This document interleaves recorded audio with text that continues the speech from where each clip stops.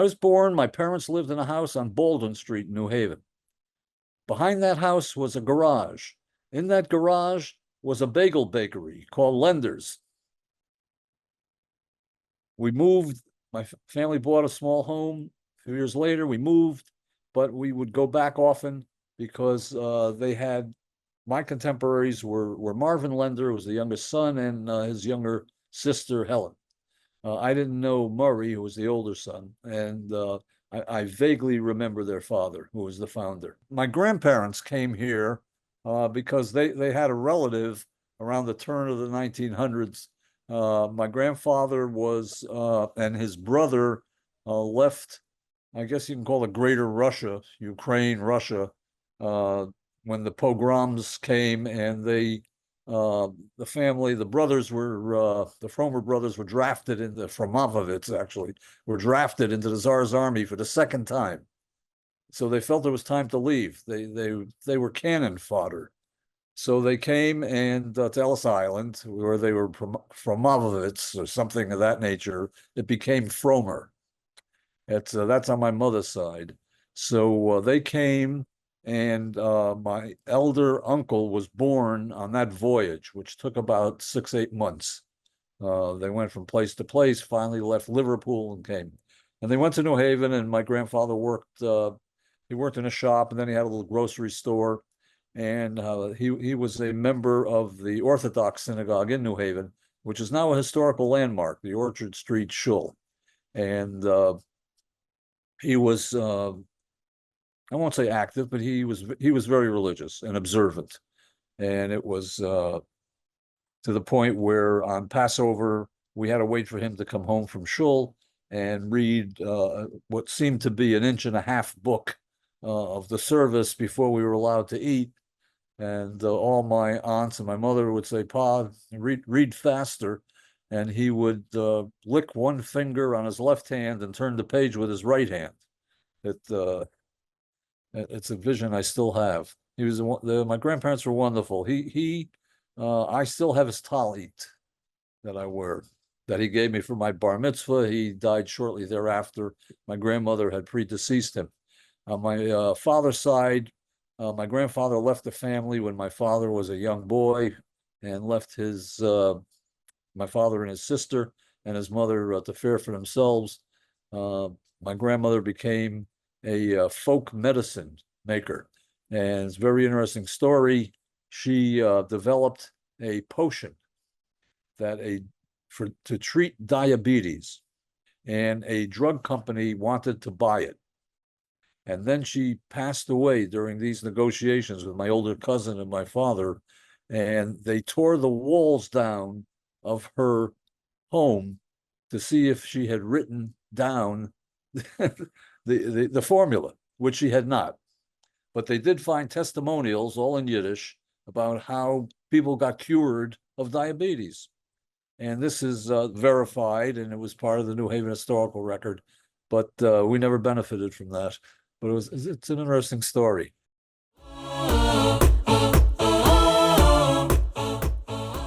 At any rate, I went to grammar school in New Haven, a school at which my sister later taught.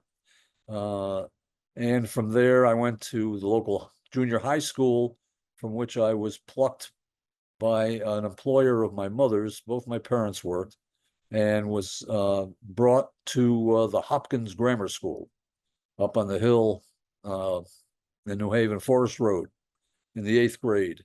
And it was a big academic adjustment. It was a big social adjustment, but I had a work scholarship as well as another scholarship, but it was necessary for both my parents to work. And I did fairly well there. When I graduated, I was cum laude, I was class president, and admitted to Yale.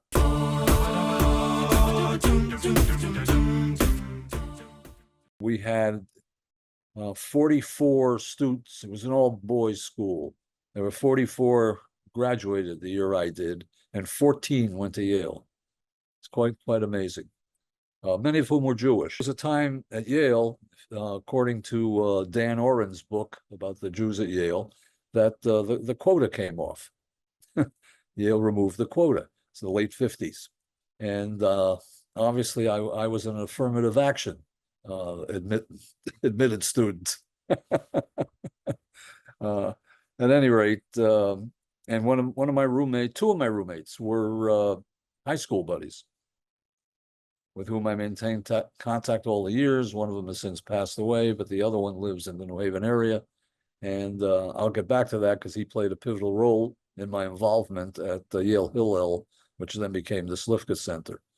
It's so at Yale, I was the business manager of the track team. I was in a fraternity. Had to work hard. Wasn't a great student, but I worked hard, and fortunately, I had an anthropology course in which I wrote a paper on the moshavs and kibbutzim in Israel, and got an A+, and that grade, and they pushed me into the dean's list, which shows you the fallacy of how statistics can be used.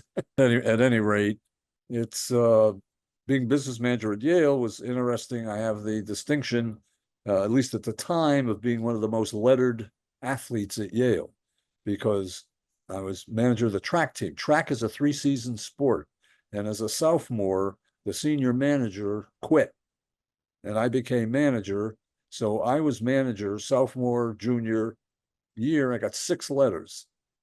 And even the big football players didn't have as much as that. So when I would walk around Timothy Dwight College with my Yale letter sweater, just to annoy them, of course, they couldn't beat up on me because I was so much smaller, but it was a big joke on the campus. I never have sensed anti-Semitism or any pressure because I was Jewish. I had very good relations with the members of the track team, with the members of the fraternity I was in, St. Elmo Society. I mean, it's a real Jewish place, right? It was a local, still exists, but in a completely different form today. And but I liked it because it was across the street from Timothy Dwight. But I had a job.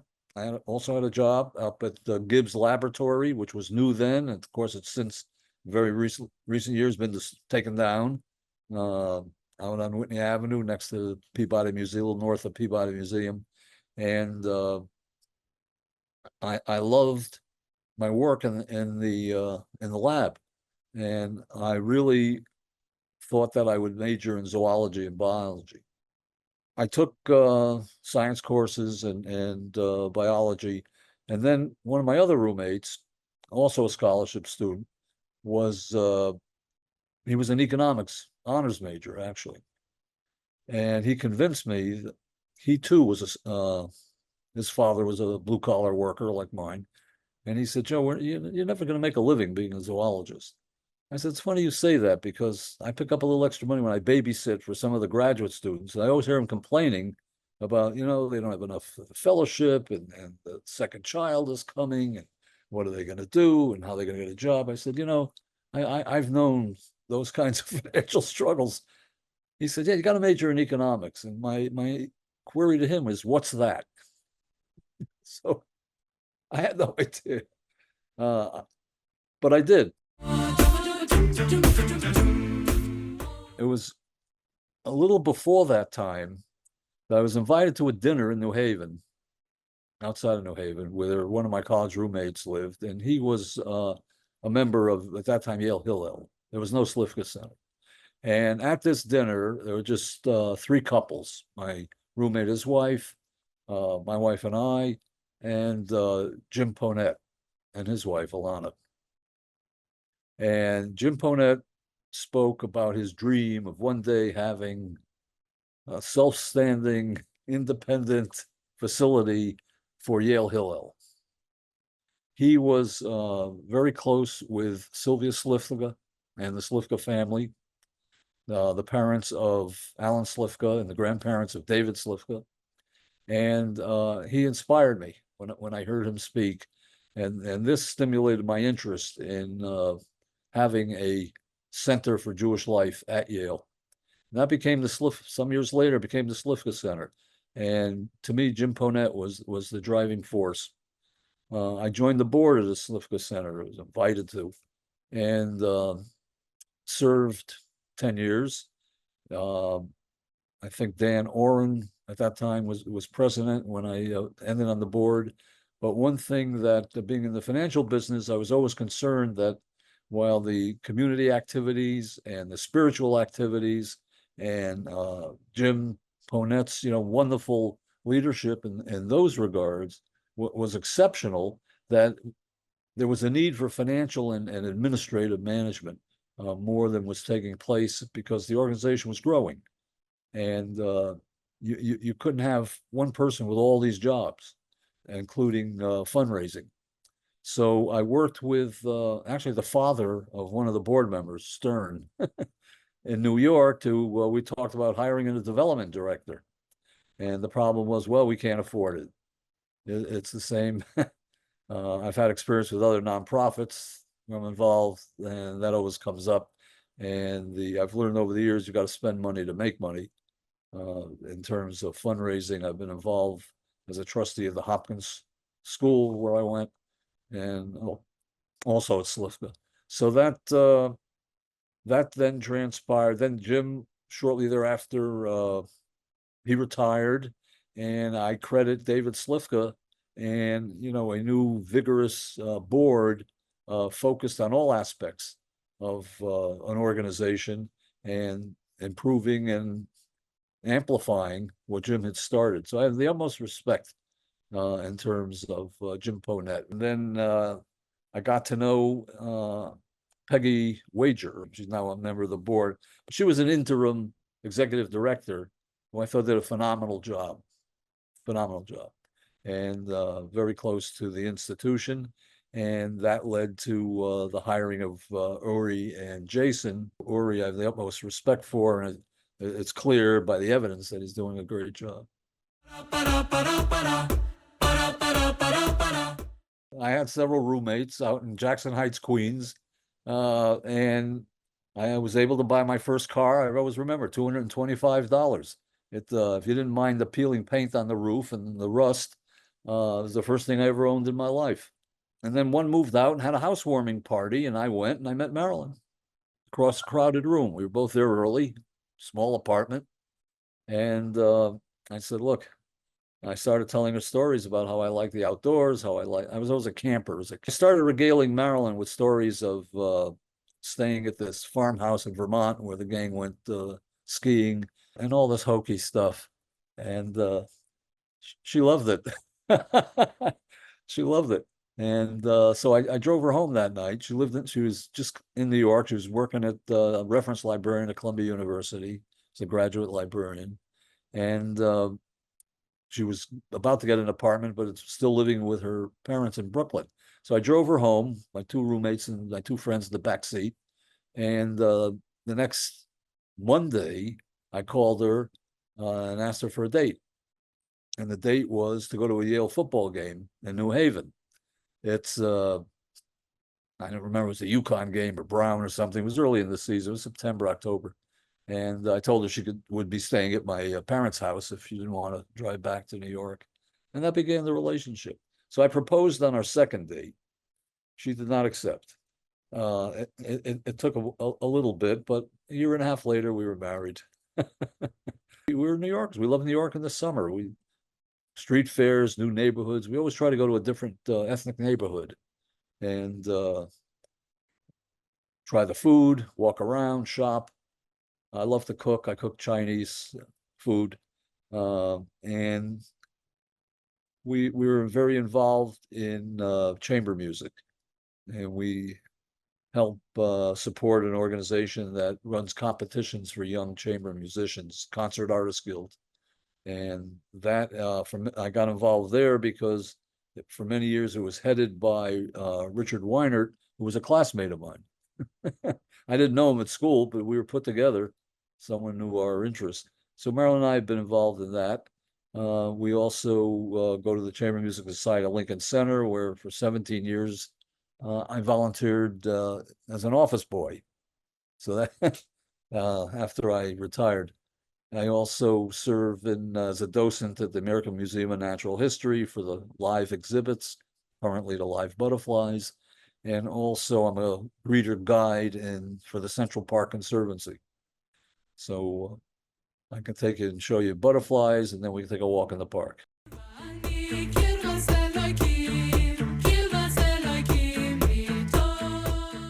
I had learned about the singing group, Magevet. And given that, Marilyn and I are involved in the arts here in New York, and we love to work with young musicians of all kinds, including choral and mostly instrumental, though. And then I learned that a former member of that group wanted to solidify the professional management and set up an active board and methods of administering the organization in terms of ensuring continuity and the financial wherewithal, so they wouldn't have to struggle every year. So he was trying to build up an endowment initially as part of his objective, and Marilyn and I participated in a meaningful way in that endeavor, and so I'm very happy. Some months ago, they went to Australia, and that was funded by probably a parent, and that's my guess. Otherwise, they never could have done that. And it was just sensational. And they went, they brought Jewish a cappella music to Australia. I thought this was a outstanding cultural endeavor. And so, proud to support an organization where the kids do that. And the students I've met that are in the group are, just delightful, just delightful. And I give credit to the alumni who, started the effort to make it professionally run.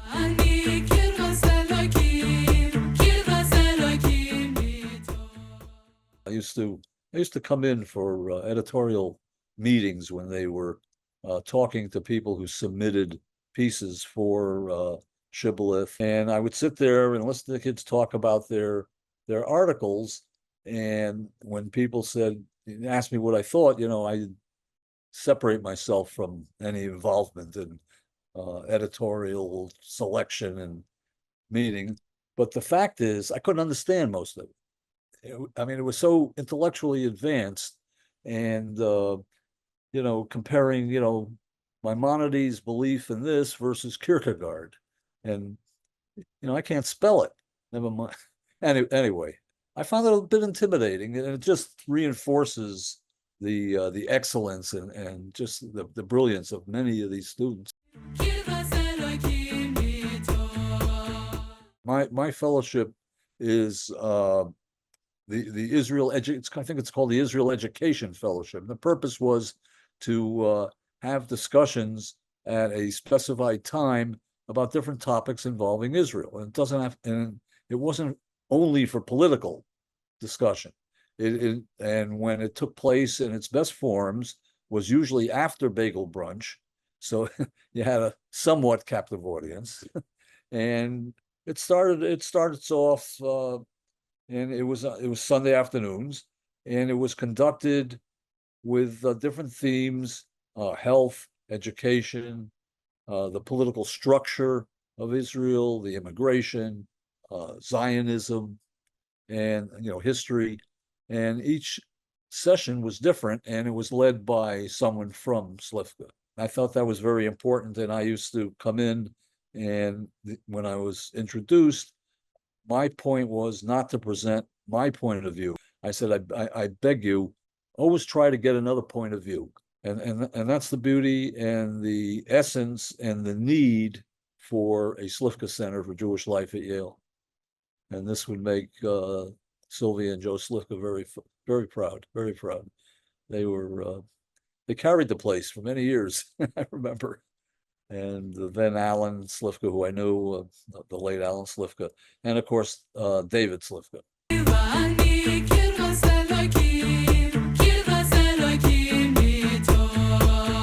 I'd like to see more educational programming. I think, it's bad enough when people who don't care much about Israel or Judaism spout malicious or non-factual statements.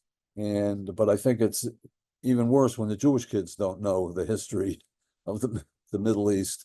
To change the subject a little bit, I think it's incumbent on the leadership of Slifka to continue and maintain its efforts to combat anti-Israel and anti-Zionism, which in most cases are the same thing. And I know that Uri has worked very diligently behind the scenes with the administration, and it's been supported by several non-Jewish partners in that effort to try to keep things as even-keeled and quiet as possible. In my opinion, it should be accompanied by more outspoken advocacy. Yeah, I also feel it's important that we're Judaism is a pluralistic society, that we run the gamut from right to left, however you want to describe it.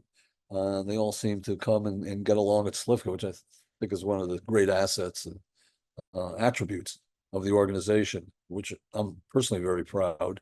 But I think it's important for Jewish students to know that in our 4,000-year history, we're all links in a long chain, and that we can't be misguided by any current political situation in Israel, that the support of the state of Israel should be of the highest priority, regardless of government. And this is in my endowments, I always stress that. And those are basically what I have in my mind when I look to the future. I mean, I do still buy green bananas. I'm always looking ahead.